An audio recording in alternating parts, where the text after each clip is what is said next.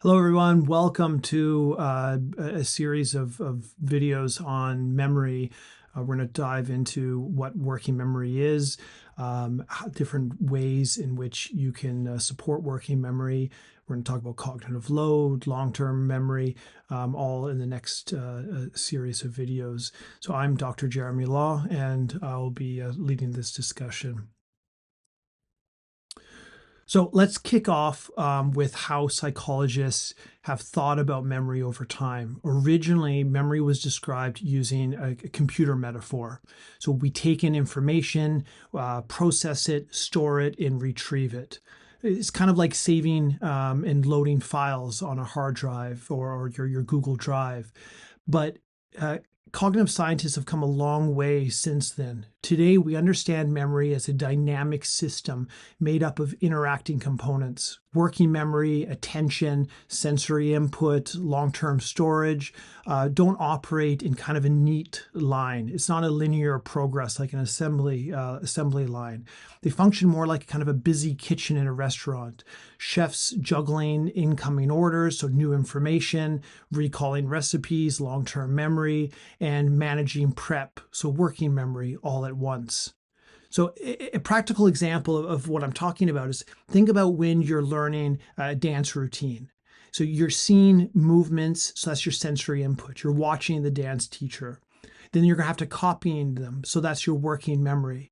And then over time, the steps become second nature. So that's recalling from long-term memory. And so there's the interaction between these sensory inputs, your working memory and your long-term memory is what we're going to be discussing over these next few lectures. So let's talk a little bit about the information processing model. So this is an oversimplified kind of overview of our memory system. So it's it's the information processing model. The diagram that you see here on the slide shows this simplified overview of how information flows through your memory system, much like I said, a production line. So we start with the input from your environment, everything you see, hear, feel that goes into sensory memory, which briefly holds this data like a buffer. And so we see that here. Let me select my little pencil, is your sensory input. And then attention acts as a filter. So there's your sensory memory, and then now you have attention, which acts as a filter, letting through only what seems relevant at the time into working memory. So our mental workbench is kind of how we can describe our working memory. So it's kind of the workbench for kind of active thinking. So think about your desk right now. You might have all the things you need, papers, notes, things that are all kind of ready to kind of work on the current information that's being given to you. And so what's on your desk would be like your working memory system. So if we process and rehearse this information kind of effectively, it's encoded into then long-term memory. So then once you've kind of worked on your working memory, so the stuff on your desk, you've taken notes, you've summarized, you've highlighted, and then when you're done with it, you file it away into your long-term memory, which you can think of as your filing cabinet that you put away that you can use for later on if you need. And then you can retrieve this information from long-term memory by pulling it out of your filing cabinet, and then you put it back onto your desks and use it in your working memory as well. And so that's kind of how this information processing works. While this model was groundbreaking at the time, it's also kind of a simplified representation of how memory works. Cognitive science has since kind of developed more advanced models to capture the complexity of human cognition. However, for the purpose of this talk, I will use this example, this model here, to help kind of structure our discussion. So you'll see this kind of model in the upper corner of the slides, and kind of which will indicate to you what different sections of this assembly line we're talking about. But please note that science has come a long way, and we have more advanced, more complex models. But for the purposes of this, to keep it simple so you understand each stage, we're going to focus on this model specifically. So let's talk about sensory memory. Sensory memory is the first step of this model, and it's the first step of information processing. So This is the kind of ultra brief stage where raw input from the environment is momentarily registered. So imagine it like a fleeting snapshot or an echo, just long enough for us to decide what to pay attention to. Sensory memory captures everything we see, hear, touch, taste, or smell. It's incredibly fast and rich in detail, but also very short-lived, lasting from a fraction of a second to just a few seconds, depending on the sense that's registering this information. So there's different sensory memory systems. There's the iconic memory, so that holds visual information for about half a second. So there's iconic memory. So this stores sounds for about 2 to 5 seconds. This is why you can sometimes rehear something just after someone says it, even if you weren't paying full attention to it. So let's break that down further. So let's talk about capacity. Sensory memory can hold a lot. So possibly all sensory input at once, but only briefly. So the duration is less than about 1 second for visual and a few seconds for sound. And now think about it though. You don't actually process everything you see right now. Right now you're watching this screen. You might be watching the little video of me in the corner in my little head. But you're actually, even though you're focused on this one section of the slide, you're actually bringing in and recognizing all the other visual information that's in the periphery around your computer screen, around your phone, however you're watching this video, and it's taking in a ton of information. It's not just the sound that you're hearing from my voice, but there might be other sounds around you in the environment that you're also processing and taking in. But what about touch? That's a sense. There's the feeling of your clothes on your back. There's your feet and your socks. You're sitting down, and so how does that feel? That pressure that's compressing on your thighs. So all of that is sensory input, and you can't process all that information. Your brain has to say what I can actually focus on and what can I not focus on.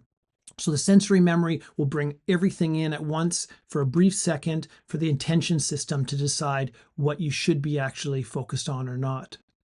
So the content of your sensory memory, it closely resembles the original sensory experience. So for example, a bright flash is stored as a visual image, a voice as an auditory kind of echo. So this stage plays a critical role by kind of buying your brain just enough time to begin processing what matters and filter out what doesn't. So without it, the flood of sensory information could actually overwhelm us. So that's why it's only held for a brief time in our attention system as that gatekeeper, so we're not overwhelmed with too much stuff. So the takeaway from this is sensory memory plays a critical role in filtering and transforming raw sensory input, ensuring that important information is passed along for further processing in short-term memory. So let's look at one of the most kind of influential demonstrations of sensory memory. So it kind of highlights some important research that kind of allowed researchers to understand this concept a bit more. So George Sperling's experiment in 1960 gave us strong evidence of what we now call the iconic memory. So in the first part of the study, called the whole report condition, participants were briefly shown a 3x4 grid of 12 letters for just 50 milliseconds, as shown in the image here on the slide. So after the letters disappeared, they were asked to report as many as they could remember. On average, they could only recall about 4 to 5 letters. Sperling concluded this wasn't due to a lack of memory, but rather that the memory faded before participants could finish reporting them. So he tried a different method, the partial report condition. In this version, right after the letters disappeared, participants heard a high, medium, or low-pitched tone. That tone cued them to report only one of the rows, top, middle, or bottom. When the tone was presented immediately after the letters, participants were able to recall about 3 out of 4 letters in that cued row, which suggested that they actually had access to nearly all 12 letters for a brief moment. But Sperling didn't stop there. In the delayed tone condition, he introduced a 1 second delay between showing the letters and playing the tone. With this delay, performance dropped dramatically. Participants could now recall only one letter from the cued row. This told us something important. Iconic memory fades rapidly within a second or less, if not transferred to working memory through attention. So what does this all mean? Sperling's experiment showed us that sensory systems capture a detailed snapshot of the visual world, what we now call iconic memory. But it's fragile and short-lived. Unless we focus our attention, this rich visual trace fades before we can use it. Think of it like this. Iconic memory is your brain's photographic buffer. It gives us a flash of the full sense, just long enough to decide what to pay attention to, but blink and it's gone. And so the study was kind of genius in how it was able to understand that we do have a snapshot of that full grid of letters. So experimentally, this was a really interesting design. Because if you think about it, if I showed you these letters that you see in the card next to me over here, and I said repeat them, and you're like X, M, L, T, well, you could theorize that, okay, you only remember them in order. But if I give you a low tone, that means only tell me the bottom line. You can recall the bottom line, but not the top. I give you a high tone, you can recall the top line, but not the bottom line. It shows that you have access to all the letters. It's just you can't hold it long enough in your memory to be able to repeat them all because it faded too quickly. It hadn't transferred to your working memory yet. So it was a wonderful experiment to actually demonstrate how fragile and quick your sensory memory holds information there. So if you want to try this out yourself, you can actually see the sensory memory in work. So what you need to do is take a pencil, and then if you're a pen, and if you wave it in front of your face like this, what do you see? So take some time and actually try it out yourself. When you actually focus on the pencil or the pen that's in front of you, you will see that there's actually tracers. It's almost like a faded effect of the pen. And what you're doing is you're seeing an image, an image, an image, an image, an image of the pen. And then what happens is because it's held for just a brief few seconds, what those images start stacking up and overlapping. And as a result, you see a big tracer of your pen. You don't actually see it as a separate component. And so that's your sensory memory at work. So then after we have, from the sensory memory, things move over to the role of attention. So attention is extremely important. So if every change in color, movement, sound, smell, temperature, and other sensory features were processed in our working memory, life would become overwhelming. Thankfully, our brain has a mechanism to manage this flood of sensory information. So filtering and selecting information is the role really of the attention processing.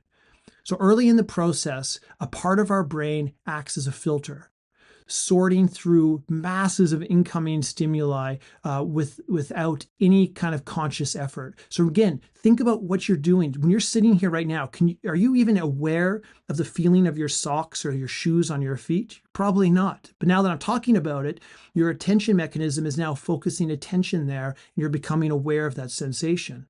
Well, that sensation was always registering within the sensory memory, but it was a attention mechanism that said, is this relevant? Is it not relevant? And should I pay attention to it or should I not pay attention to it? So it allows you to filter things out. Just imagine for a second if you didn't have this attention capability of kind of that bouncer at the door if you're trying to get into a nightclub going, no, no, no, you can't come in, we're at full capacity. You'd be overwhelmed with too many senses and information bombarding your system. Your working memory would become overloaded. So the attention system prevents us from being, as I said, bombarded by irrelevant details. So as processing continues, attention becomes more conscious and selective. What we pay attention to is guided by what we already know and what we need to know. And this is very important, especially if you're getting into the field of education. So what do we already know and what we need to know governs what we pay attention to. So think about it as well if you're watching sports. So for myself, I'm Canadian, and when I moved here to the UK, I'd never watched a lot of football or soccer. And so I didn't understand anything about the sport. So I didn't know where I should be looking, where the next pass is going to be taking, how the actual play will unfold. But if I understood the concept of the game and past plays, that past knowledge would actually direct my attention of what to look at and what to look for. So past background knowledge is extremely important, guiding our attention systems. And also what we need to know is what will help us focus that attention as well. So in this way, attention is kind of intertwined with all memory processes. It determines what gets encoded into our memory and ultimately what we learn.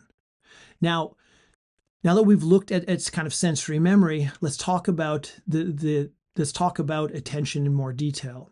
So think of attention as the gatekeeper, as I said, from our cognitive system. It decides what gets in and what gets ignored. It's that bouncer at the bar or the nightclub saying who can get in. So our environment is full of sensory input, colors that are shifting, sounds buzzing, movements everywhere. If we processed everything to its equal weight, we'd be overwhelmed in seconds. Luckily, our brain has evolved as a filtration system. At the earliest level, this filtration kind of happens automatically. Certain stimuli, like a loud bang or a flash of light, grab our attention without us thinking about it. This is bottom-up processing. Our attention is captured by the stimulus itself. Now, as we move beyond basic filtering, attention becomes selective and goal-directed. This is top-down processing. We begin to focus based on our intentions, our knowledge, and what we're trying to achieve. In other words, we pay attention, as I said, to what we already know and what we need to know. So let's pause here and think practically. So when you're trying to study in a noisy cafe, you might tune out conversations because you've trained your brain to focus on your textbook. But if everyone says your name, bam, your attention shifts instantly. This shows that attention is selective, but also vulnerable to certain triggers. So attention isn't static. It's influenced by multiple factors. The context, so what else is going on around you? Task complexity. Is the task simple or is it demanding? Your cognitive resources, how much mental energy are you bringing into the task? Expectations, what are you looking out for? What are you anticipating? Self-regulation, are you able to focus and resist distractions? So all this means attention is both a filter and a spotlight. It determines which information makes it to our sensory, or makes it from our sensory memory to our working memory, and ultimately into our long-term memory. So the key takeaway here is attention is dynamic. It shifts with the tasks, the setting, and our mindset. As teachers, learners, or designers of instructions, we must not assume that attention is automatic. We have to actively design environments in tasks to help students focus on what really matters. And as you can see here, there's a simple trick. Here on my slide, you'll see that I have a little diagram, and I'm actually telling you that if you ever get lost, that within this giant model, what we're focusing on right now is here, attention, but it allows you to know that what it's connecting, what came before it and what's coming after it. And so that a small little trick like that helps regain someone's attention on what to focus on and what to anticipate to focus on next. Now, developing selective and adaptive attention. Now, this isn't something we're just born with of the capability. We develop this over time. So as children grow, their ability to focus and adapt their attention improves significantly.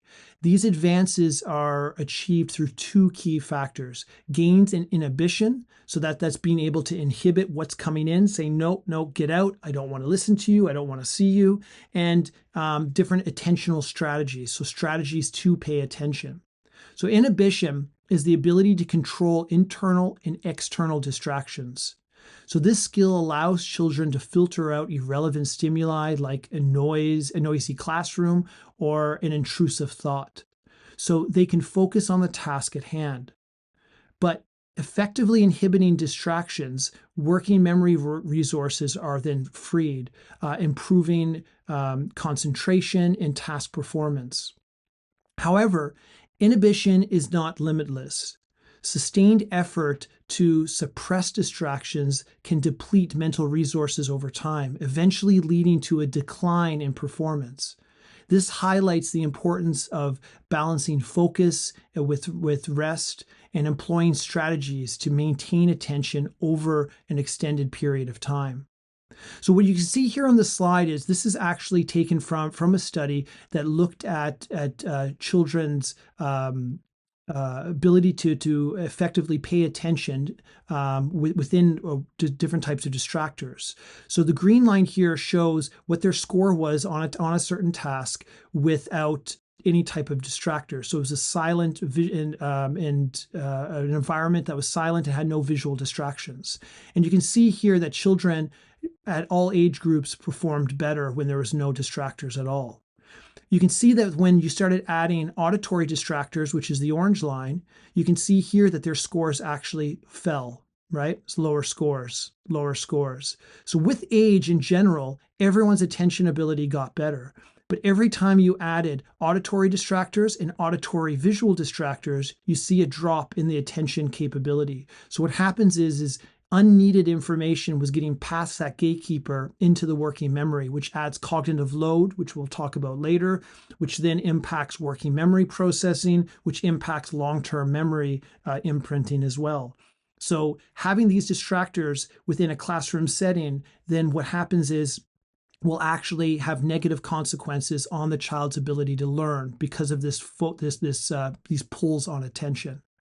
And if you think about this in a practical, real world sense, these types of results from studies like this, then think about a classroom. If you've ever gone into a primary school classroom, a classroom with a bunch of 8 and 10-year-olds in it, what does it look like? What does it sound like? There's tons of visual distractions everywhere. There's pictures and posters and colors, and there's everything going on within that classroom. Those visual distractions, although they kind of create a warm, encouraging environment, might actually be detrimental to a child, because for them to focus on the lesson that the teacher's giving, they have to suppress all the other imagery that's around them to be able to focus. Those visual distractions will have a detriment on the child's attention. Auditory distractions. Have you ever heard a primary classroom? It's pretty loud. And so those sounds and other people learning, talking, discussing, those disruptions that are happening in the back of the room are going to drop a child's capacity to be able to pay attention, which will impact their learning and long-term memory imprinting as well. So a quiet, distraction-free environment is the best for children to learn, so they don't take these hits into attention. But there's a lot of things that we can take away then and understand our learning over time. So let's talk about something we all experience then, is mental overload. So attention isn't infinite. So it's a limited resource, especially when it comes to tasks that demand conscious effort. So when we try to do 2 demanding things at once, we hit a wall. So for example, think back to when you were learning to drive. You probably couldn't handle complex traffic while listening to music and having a deep conversation. So for me, this became apparent, even though I've been driving my entire life since I was 16. When I moved here to the UK and I'm driving through Glasgow, all of a sudden, as a Canadian, I'm now driving on the opposite side of the road I'm used to. All of a sudden there's roundabouts, and I've never really driven on a roundabout before. There's a lot of stuff happening that I'm not familiar with, and the type of street signs are different. And so I have to process all this new information. So things weren't automatic for me anymore. So when I entered the city, I'd have to turn down the music. I'd have to stop the conversation with my husband and said, whoa, let me focus a little bit, because my attention capabilities couldn't push out all of those extra stimuli, and to be able to still have resources for my cognitive system to actually process the information I needed. But with time and repetition, driving became easier for me. So it turns into what we call automaticity. So you're no longer thinking step by step. what you've done is you've offloaded those tasks into automatic routines. So automaticity is, when people say muscle memory, it's the fact that you've done the task so many times that you don't have to think about it anymore. When you drive, you don't think about how you shift your foot from pedal to pedal anymore. It just becomes automatic. You want to stop, and all that motor coordination takes into effect. So this is what happens when any skill that we practice enough, this is what happens through practice. So solving math problems, playing an instrument, even dialing a familiar phone number on a phone.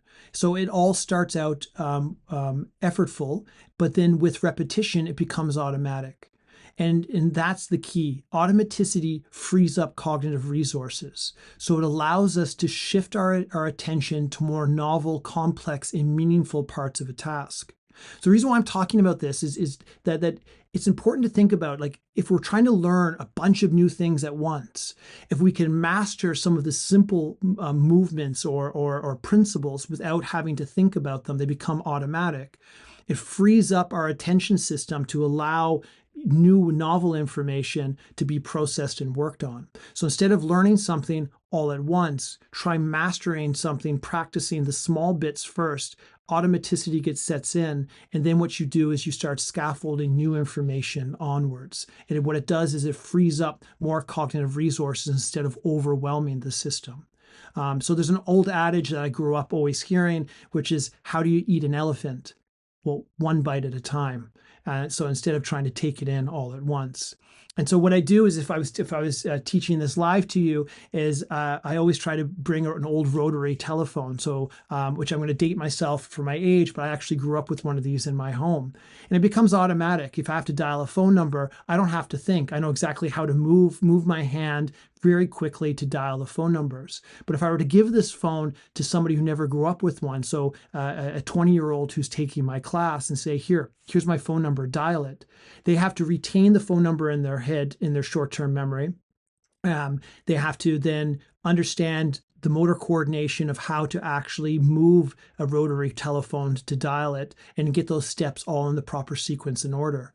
Having to focus on a cognitively demanding task as remembering the phone number plus the motor coordination might be too much. And what happens is then the phone number is forgotten because it degrades faster. You have limited capacity and a limited capacity of what you can focus and pay attention to. That's why one thing needs to be automatic for the other to take over.